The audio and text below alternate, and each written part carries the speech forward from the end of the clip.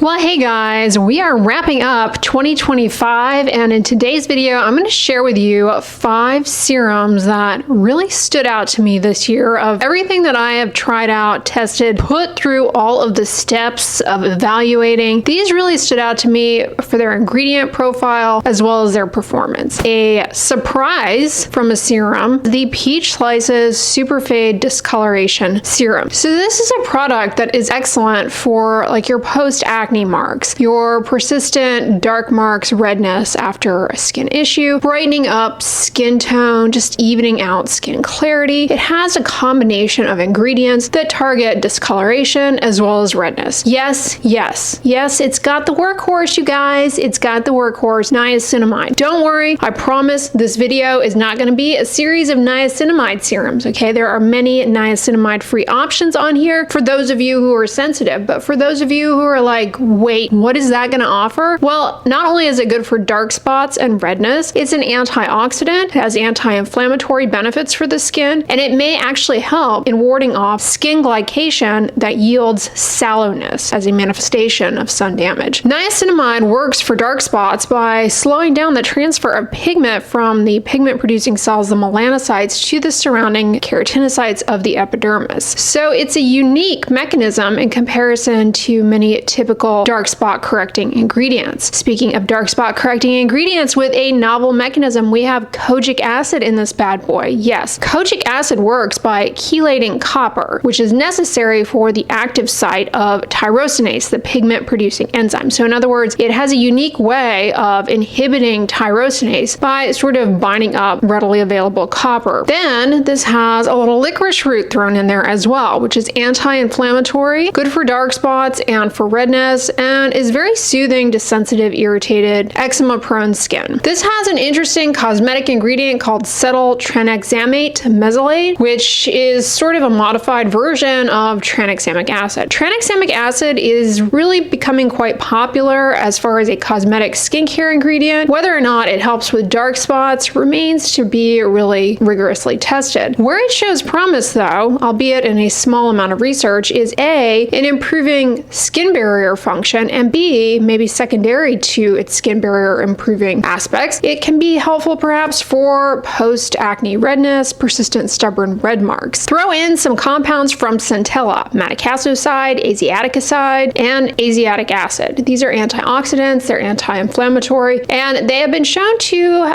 portend benefits as far as the healing and recovery of a skin, and they're even thought to be beneficial for healing of a scar. So great ingredient lineup, fragrance-free, lightweight, super affordable serum. I really enjoyed using this myself. Personally, I found it very hydrating, moisturizing, and soothing. Just helped to brighten up overall skin complexion. It's a great option. I would suggest if you're going to try this out, try using it twice a day. Apply it to the face first thing in the morning, either after cleansing or if you don't wash your face in the morning, to a dry bare face. Allow it to dry so it's no longer wet to the touch, and then put sunscreen on over it. That's a great pairing for tackling dark marks. At nighttime, after cleansing, apply it to clean, damp skin. You could put your topical retinoid on over it. Most topical retinoids, the prescription ones at least, are going to be of a thicker consistency compared to this, and if you're following the layer in the order of increasing thickness approach, it would make sense to apply tretinoin next. But if you're applying a topical retinol, a cosmetic, that is in a fluid serum, well, maybe you could put that on first and this second. I think people get in their head about the order of application. Put it on your face, it all ends up going in, for the most part, in the long run, with a few exceptions. You can use this alongside other ingredients, provided you tolerate the combination. It's wonderful for sensitive, dry, oily, acne-prone. Any sort of skin type that you hear in marketing could use this just fine. It's moisturizing without being greasy or heavy. It's very lightweight. Layers under sunscreen quite well once it has dried down. Number 2, I went through 2 bottles this year. It's the Byoma Phyto Mucin Glow Serum. So in contrast to snail mucin, this has some other ingredients that offer the benefits that snail mucin is offering, but without the use of snails. It has, of course, glycerin, which CosRx Snail Mucin Power Essence also has as well. Glycerin is very hydrating and it's wonderful. It's generally very well tolerated. This also has hyaluronic acid, of course, as do many skincare products. But in my opinion, the 2 ingredients ingredients in this that I feel is what offers the whole package from this is going to be the Japanese mountain yam root extract. Root extracts, as a side note, I find my skin loves. They're very hydrating. They're very moisturizing. In fact, one of the reasons I fell in love with Korean skincare is because of the use of root extracts. For example, the astragalus root extract products from Pyeongchang.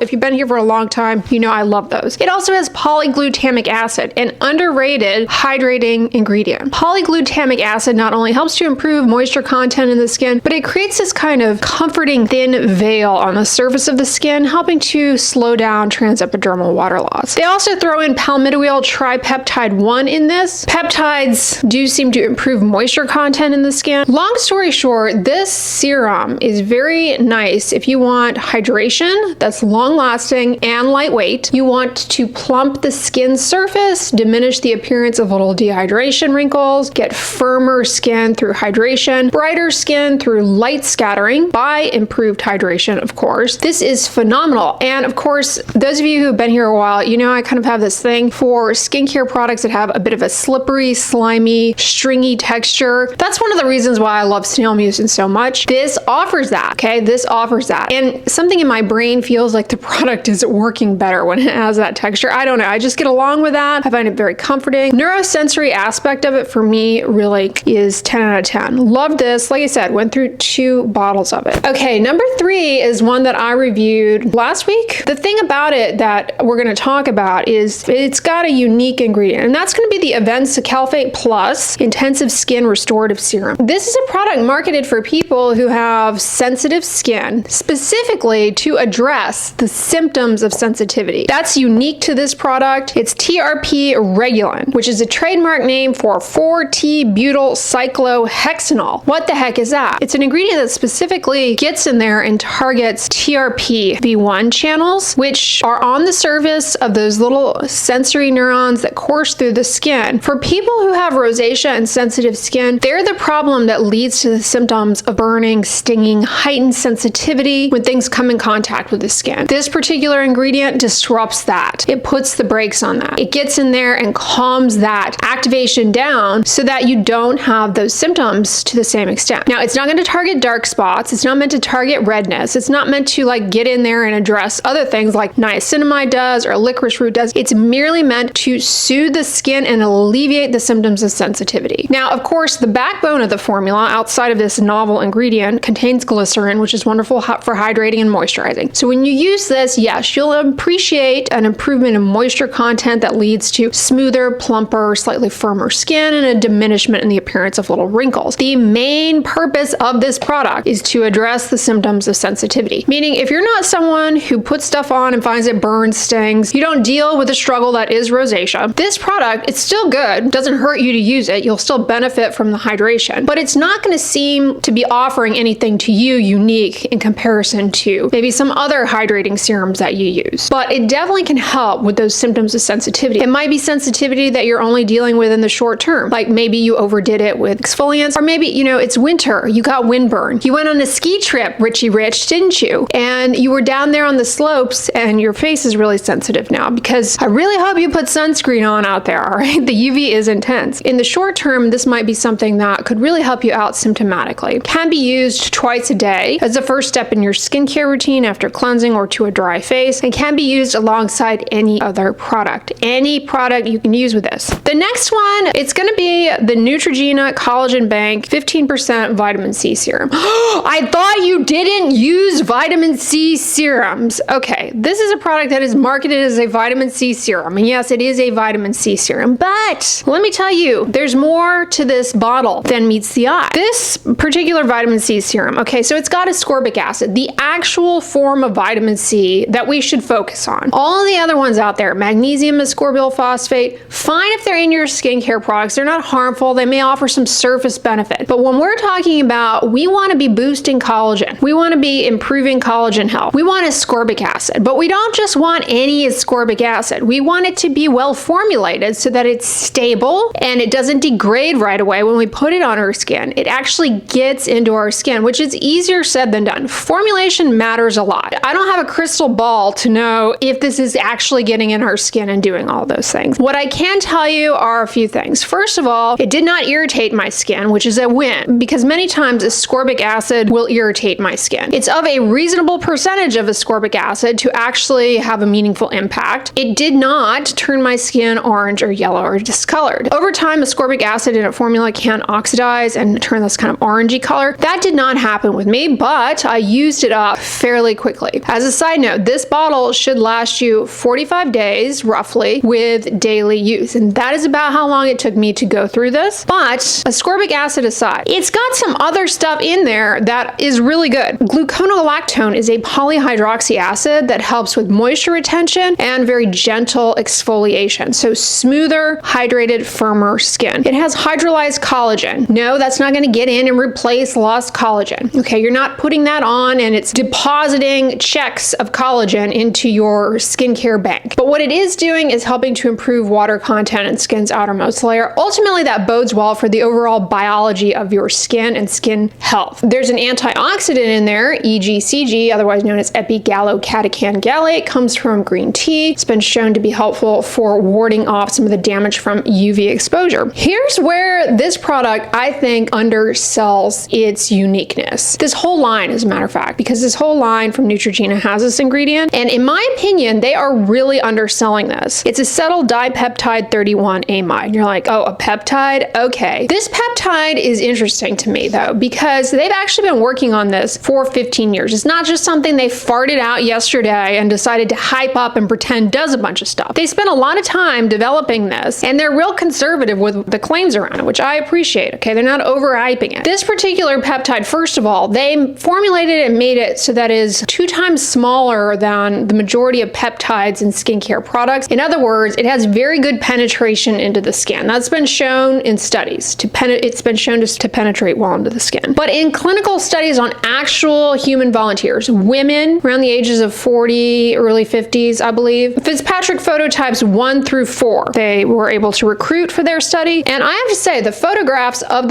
some of the participants in the study are actually pretty compelling. They looked at and showed an improvement in, after consistent use of this peptide specifically, roughness, fine lines, overall radiance, firmness, elasticity. The crow's feet were diminished. Wrinkles under the eyes were diminished with this peptide. The thing that I found most striking, though, is the reduction in laxity, like in the lower face, that you can see in the clinical images in the paper. 30% of the participants in the study said they were reconsidering using neuromodulator moving forward, having started this particular peptide. Like, it satisfied their aesthetic goals to the point where they're like, yeah, I'm no longer interested in getting any kind of neuromodulator injection, Botox or whatever. So that's pretty good. You know, it's a cosmetic industry type study. It was published in a peer-reviewed journal. I tell you guys this because I don't want to sound like I'm overhyping the science that we have, because this isn't kind of science that's going to be out there, you know, getting chemotherapy approved or anything. It's not at that level of rigor, but for cosmetics,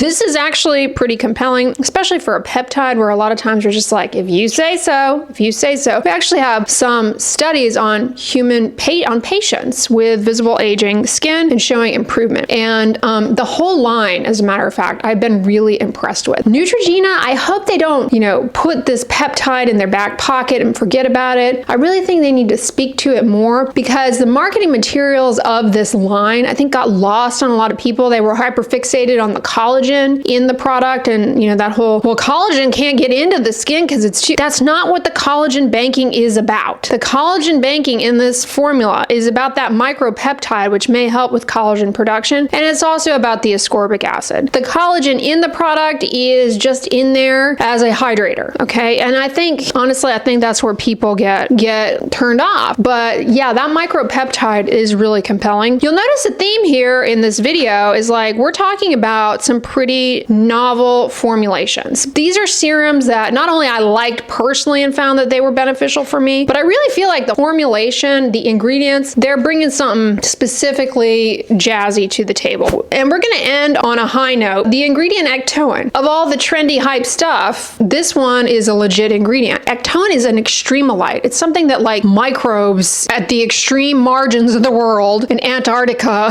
we'll say, or some desert climate, they make this Ectoin, and this helps them in dealing with these extreme conditions like salinity, for example. It helps to to improve moisture content in the skin, but it also helps with skin resilience. It may help your skin long term with not being as hyper irritable, with your skin barrier helping to really protect you from the elements. So I like that. And it's an antioxidant, good for defending against oxidative stress. The Paula's Choice 7% Ectoin plus hyaluronic acid Milky Hydrating Serum. I bought this because I wanted to talk about Ectoin. I wanted to try out a bunch of Ectoin products, give you guys the rundown on what's good, what's fluff. This, without a doubt, is the best product Paula's Choice, in my opinion, has put out in the past, I don't know, 3 or 4 years. It's been a while since they've had a winner, in my opinion, and this is good stuff. It's very emollient, it's hydrating, it gives the skin this nice plump, glowy, fresh look. It also has hyaluronic acid, jojoba seed oil, glycogen, which is going to be very hydrating, and squalane, a lightweight emollient. This is for a milky serum toner, because I find serum and toner, there can be some overlap there, right? Somebody may put it in a dropper bottle and call it a serum, whereas another person puts it in a large bottle and they call it a toner, but then you actually use the products and the textures and the consistencies are about the same. This, in contrast to many milky toners out there, has a very emollient texture. But if you're like me and you're like, gosh, that is a steep price point on that, what is something similar? None of the Ectoin products that I tried and reviewed for you guys in that video had the same kind of texture and performance on the skin surface, but there were some good Ectoin alternatives, just offering different textures and things of that sort. So go back and watch that video if you really want Ectoin, but you don't want to pay this price point. But if you're like, I like this texture, this hydrating, glowy feel that you're talking about, I would say an alternative that doesn't have Ectoin, but it feels very similar and it yields similar results on my skin as far as plump, smooth, glowy skin that's moisturized and calm, is going to be the Haru Haru Milky Toner. That would be another one. You know, I would have included that in this video, but it bills itself as, it's actually a toner essence. Man, the language around these products is so confusing, the marketing.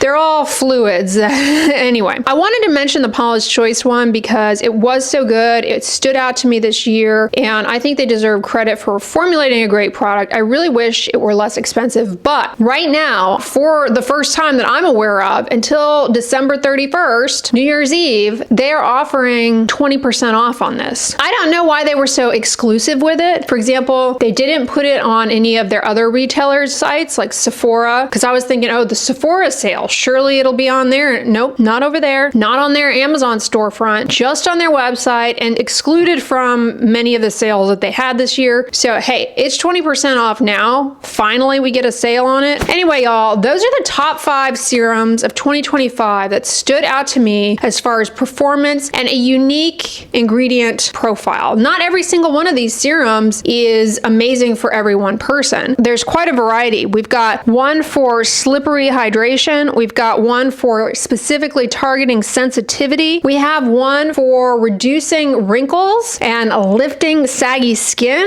and cutting out oxidative stress. We have one for targeting post-inflammatory marks, dark marks, red marks, improving skin clarity, complexion, overall skin tone. And we have one with Ectoin and Extremolite to improve skin resilience. Let me know in the comments, have you guys tried any of these from 2025? What did you think? Or is there some serum that you fell in love with this year? It was really hard for me to come to a just 5 list because I tried a lot of great things this year, but these really stood out to me as offering something unique and novel. Anyways, guys, make sure you come back this week because, you know, it's the end of 2025. So that means I've got quite a few videos on the best of 2025, like I typically do at the end of the year, including a best sunscreen, which I'm going to film right now. Make sure you have the notification bell on. I appreciate you guys and hope you are having a wonderful last few days of 2025. If you guys enjoyed this video, give it a thumbs up, share it with your friends, and as always, don't forget, sunscreen and subscribe. I'll talk to you guys tomorrow. Bye.